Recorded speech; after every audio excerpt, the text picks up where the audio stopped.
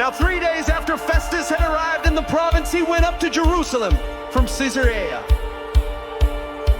And the chief priests and the principal men of the Jews laid out their case against Paul, and they urged him, asking as a favor against Paul that he summon him to Jerusalem. Because they were planning an ambush to kill him on the way, Festus replied that Paul was being kept at Caesarea, and that he himself intended to go there shortly. So, said he, let the men of authority among you go down with me. And if there is anything wrong about the man, let them bring charges against him.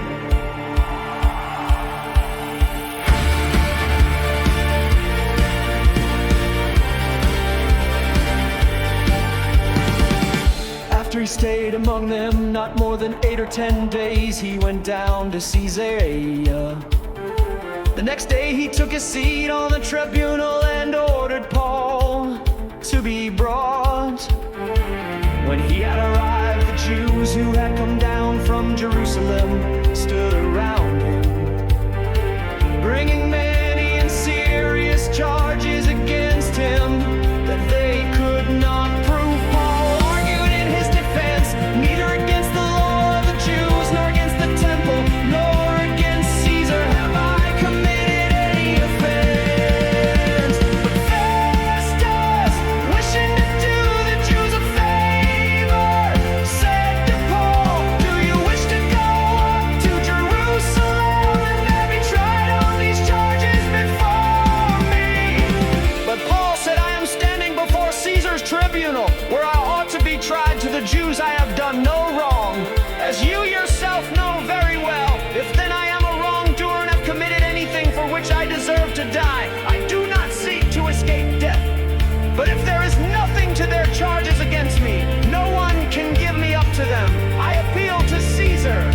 Then Festus, when he had conferred with his council, answered, to Caesar you have appealed, to Caesar you shall go. Now when some days had passed, Agrippa the king and Bernice arrived at Caesarea and greeted Festus. And as they stayed there many days, Festus laid Paul's case before the king, saying, there is a man left prisoner by Felix. And when I was at Jerusalem, the chief priests and the elders of the Jews laid out their case against him, asking for a sentence of condemnation against him. I answered them that it was not the custom of the Romans to give up anyone before the accused met the accusers face to face and had opportunity to make his defense concerning the charge laid against him. So when they came together here, I made no delay, but on the next day took my seat on the tribunal and ordered the man to be brought.